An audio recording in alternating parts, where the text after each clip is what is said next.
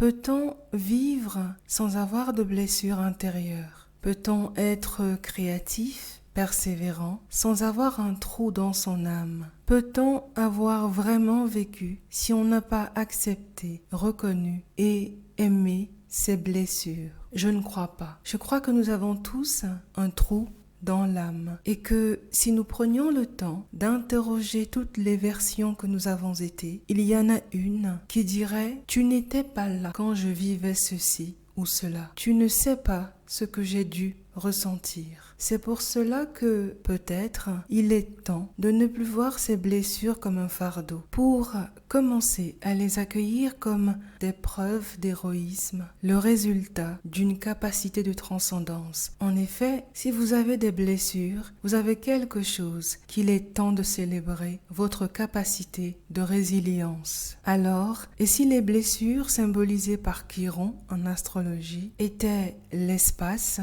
ou la place à partir desquels l'irrévocable aimerait s'exprimer. Ici, la lune noire. Et si c'était la fondation de votre abondance naturelle? Ici, la part de fortune. Parlons-en. Bonjour et bienvenue dans ce nouveau partage. Nous sommes presque au bout de la masterclass sur l'astrologie. Je suis Anne, très heureuse de vous retrouver aujourd'hui. En préparant cette transmission, j'ai reçu un insight. Aucune blessure n'est moche. Aucune blessure ne devrait créer en nous de la honte ou de la culpabilité. Parce que toutes les blessures sont belles. Elles portent des sagesses. Les blessures sont des forces, des avantages et non des faiblesses comme la société nous a appris à les voir. Quelles que soient vos blessures, si vous les voyez comme un avantage, comme des points forts, la nouvelle perspective pourrait vous permettre d'identifier avec justesse là où est votre place et vous retrouver devant un monde bien plus grand que vous ne pouvez servir. Nous allons donc danser avec ce trio magique et majestueux qu'est Chiron, la lune noire et la part de fortune dans cet ordre. La lune noire est l'idéal, l'absolu de vérité. Chiron est la fondation, la vie qui devait donner l'expérience indispensable. Et la part de fortune est le chemin. C'est avec votre Chiron que les autres se reconnaissent le plus, qu'ils se voient en vous, dans votre motivation et la perspective que vous apportez. Chiron est appelé en astrologie le guérisseur blessé. Et aujourd'hui, je ressens la nécessité d'aller plus loin en disant que la blessure n'est pas seulement au sens propre, comme un trauma, un mécanisme d'adaptation. Ça va aussi plus loin que les blessures de rejet, d'abandon, d'humiliation, d'injustice et de trahison. On peut voir la blessure comme une particularité en vous qui crée une distorsion de l'image de soi sur comment vous vous voyez. La blessure, c'est comment ce que vous êtes vous donne la sensation d'être inadéquat. La blessure, c'est ce que vous voyez comme faiblesse personnelle, ce que vous ne savez pas faire parce que vous n'avez pas été programmé autrement. Je partage cette définition de la blessure parce que je ne vois plus mes blessures comme un problème, mais comme des avantages. C'est ce que nous allons faire dans cette vidéo. Si vous voulez bien. La personne avec Chiron en bélier, par exemple, une personne pourrait avoir une blessure qui freine l'identité véritable, comme si elle ressentait que quelque chose l'empêche d'honorer qui elle est vraiment. Cette personne a en face le groupe, symbolisé par la balance, signe opposé du Chiron en bélier. On pourrait voir tous les avantages à faire partie du groupe, comme le statut social, le besoin d'appartenance, mais on n'est estimé que parce qu'on suit le groupe. Peut-être même que dans le passé, on a été considéré comme une disgrâce, une honte. Peut-être que la personne en question a été critiquée sur son sens personnel de la justice, sur le fait qu'être membre d'un groupe ne devrait pas éteindre les individualités. Je parle de justice parce que l'axe bélier-balance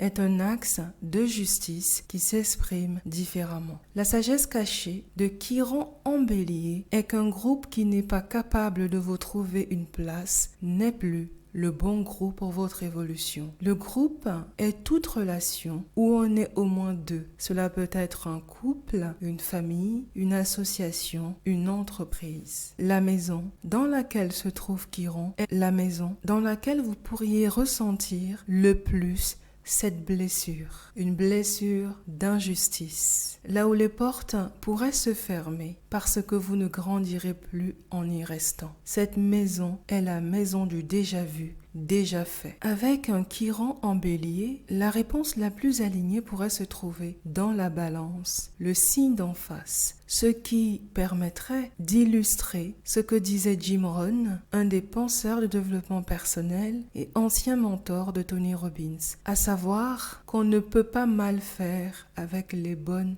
personne. La sagesse de Chiron en bélier dit « Il y a un groupe pour qui votre capacité de courage, votre état d'esprit du débutant, votre certitude intuitive sont de belles qualités. » Mon thème de naissance présente un Chiron en bélier, conjoint à Vénus. Et pendant très longtemps, j'ai vécu le fait d'être une femme comme une faiblesse, voire même avec un certain regret. Comme si le fait d'être une femme m'empêchait de faire certaines choses. Et du coup, avec une lune noire en Lion et une part de fortune en Lion, je suis allée là où il y avait plus d'égalité homme-femme et là où être soi-même était assez. Comme aux Nations Unies, si maintenant, par exemple, vous avez Chiron en Vierge, il pourrait y avoir une blessure liée au service, à son utilité. Quelque chose nous empêche d'être utile comme on le voudrait. On peut par exemple avoir vu un problème, on sait comment le résoudre, mais quelque chose bloque. Avez-vous des souvenirs douloureux où chaque fois que vous avez voulu aider, on vous a fait comprendre que vos idées n'étaient pas les bienvenus? Peut-être même que le but caché de votre environnement était que vous portiez un masque, que vous deveniez passe-partout, soit vous adapter en devenant poisson, signe opposé au Chiron Vierge. Avec un Chiron Vierge, on pourrait également avoir une forte propension à travailler sur soi, à s'améliorer, et cela pourrait être mal vu. Et d'aucuns pourraient même aller jusqu'à utiliser votre capacité à vous adapter contre vous et ne se remettant jamais en question. La Vierge a parfois mauvaise presse, mais l'énergie de la Vierge est celle d'une personne qui se connaît et a dépassé le narcissisme parfois encore présent chez le Lion. Si vous avez donc Chiron en Vierge, la réponse pourrait être à chercher dans le signe d'en face, celui du Poisson, c'est-à-dire d'oublier peut-être ce qu'on vous a dit qu'il valait mieux faire, d'oublier les données qui disent toutes, d'aller vers un sens, pour aller plutôt vers ceux qui ont faim et soif de votre miséricorde, pour aller vers ceux qui, grâce à votre présence et engagement, vont pouvoir dire « La vie ne nous a pas abandonnés ». Vous pourriez devenir l'espoir qu'ils cherchaient tant. Ce sont ceux qui avaient faim et soif de Dieu, qui avaient besoin de Jésus. Ce sont ceux qui ne savaient plus comment transmuter leur souffrance, qui avaient besoin du Bouddha. Ce sont ceux qui avaient besoin de beauté, de relations humaines et d'inspiration, qui avaient besoin de la marque Apple. Le but n'est pas d'être ou de paraître sauveur. Vous venez en fait montrer que là où ce groupe voyait des faiblesses en eux, des obstacles, vous êtes justement là. Vous avez la capacité de montrer que ces faiblesses sont des avantages. Et vous êtes à même d'aider ces personnes à partir de leurs obstacles, à partir de leurs faiblesses. On dit souvent que la Vierge vit en dessous de ses ressources, de ses moyens. En fait, ça veut dire qu'elle connaît suffisamment ses faiblesses qu'en face, avec le signe du Poisson, c'est un monde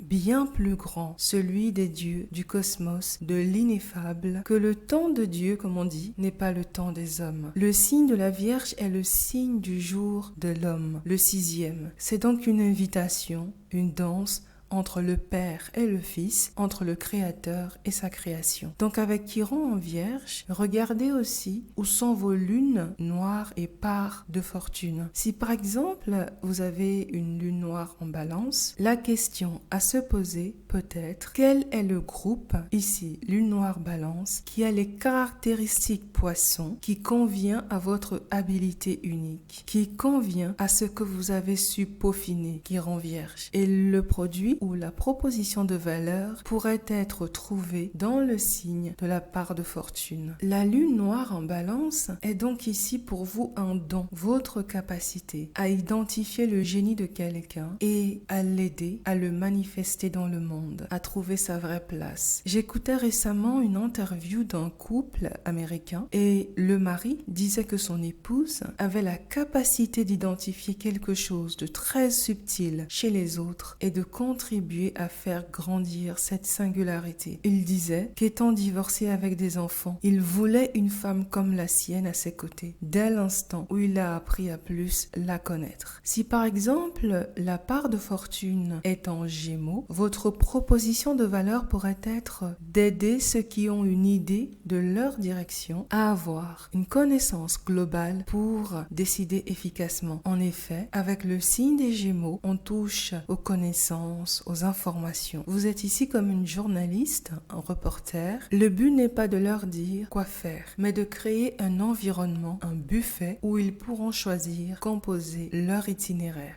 Si la part de fortune est en Capricorne, votre groupe n'a pas besoin de beaucoup d'informations comme proposition de valeur, mais des informations qui seront encore valables sur le long terme. Ce groupe a besoin de lignes essentielles, d'une structure, d'un plan, d'une architecture. Autre exemple, avec Chiron en Verseau, la blessure pourrait être celle de ne pas réussir à rassembler tout le monde en une seule humanité. Jeff Bezos semble avoir un Chiron en Verseau en maison 12, maison du grand tout du monde. Son thème présente une lune noire en Scorpion en maison 8, maison des ressources et des énergies collectives, et une part de fortune en maison 12 en Poisson, avec 3 signes fortement orientés vers l'invisible, le futur et les besoins du plus grand nombre. Pas étonnant qu'il ait vu que les librairies traditionnelles ne répondaient pas aux besoins du plus grand nombre. Il avait compris que les goûts de chacun, ici signe opposé à Chiron en Verseau, le lion donc, permettrait une plus grande contribution au monde et de générer plus de revenus pour ceux qui se sentaient appelés à exprimer leurs valeurs, leur ingéniosité, via le signe opposé à sa lune noire en Scorpion, ici le taureau. Amazon a été et est la maison de ceux qui ne pouvaient pas avoir une maison d'édition. Et ainsi, il génère des dizaines, des milliers d'euros ou de dollars par mois. L'énergie de Chiron en Verseau, signe de l'informatique, des nouvelles technologies et d'Internet, a rapproché les gens d'une manière inédite. Chacun contribue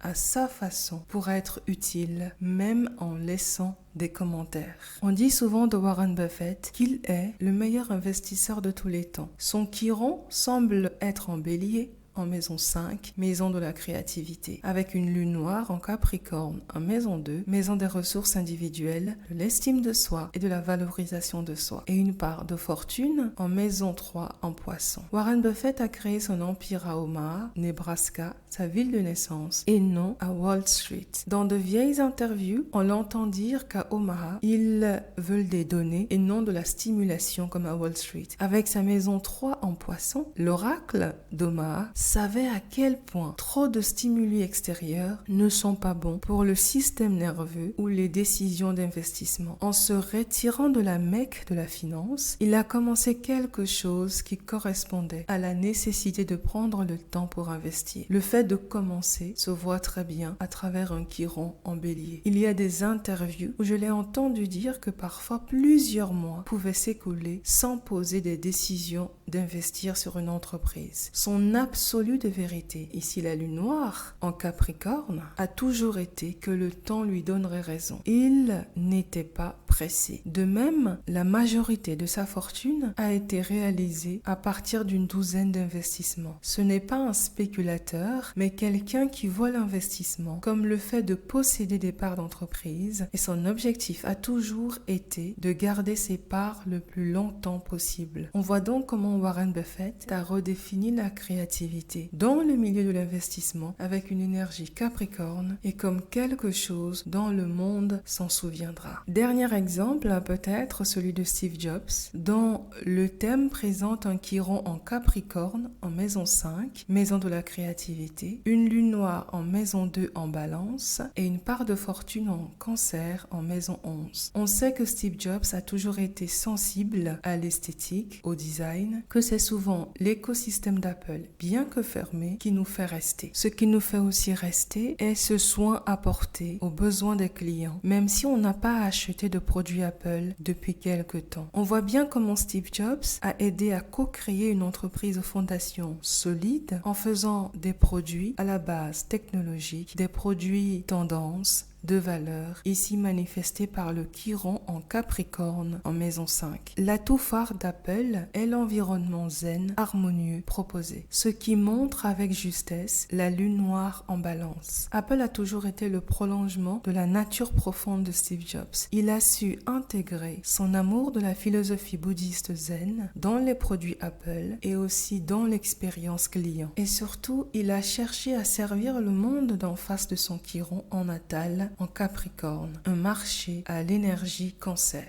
Un marché qui, rappelons-le, se sentait dépassé par le paradoxe des multiples choix en informatique. En revenant à la direction d'Apple, la première décision fut d'éliminer la quasi-totalité des gammes et des lignes afin de n'en conserver plus que 4, 2 ordinateurs professionnels, 2 ordinateurs personnels. Une belle illustration d'un Chiron en Capricorne. Quand les énergies sont présentées comme si elles étaient les nôtres uniquement, nous passons à côté de la véritable sagesse. Les énergies sur un thème astral, quelles qu'elles soient, cherchent seulement à s'exprimer à travers nous. Nous sommes les vaisseaux, les instruments et non les acteurs principaux. Pour qu'une énergie s'exprime dans sa note la plus juste, la personnalité, l'ego est invité à diminuer. Parce que même sur un thème astral, les énergies travaillent en équipe. De la même façon que les âmes, où qu'elles soient dans le monde, sont toujours en train de s'entraider à l'insu de nos égos. En regardant ce que chaque énergie apporte, on personnalise l'énergie au lieu de chercher trop d'aspects qui viennent alourdir les interprétations et créer plus de conflits intérieurs. C'est la fin de ce 7e épisode de la masterclass sur l'astrologie. Merci beaucoup pour votre attention. Dès que vous êtes prête, vous pouvez aussi me contacter pour une session d'accompagnement de 90 minutes en toute transparence. Mes coordonnées se trouvent dans la page à propos. Je vous souhaite une belle journée et vous dis à très bientôt pour le dernier épisode.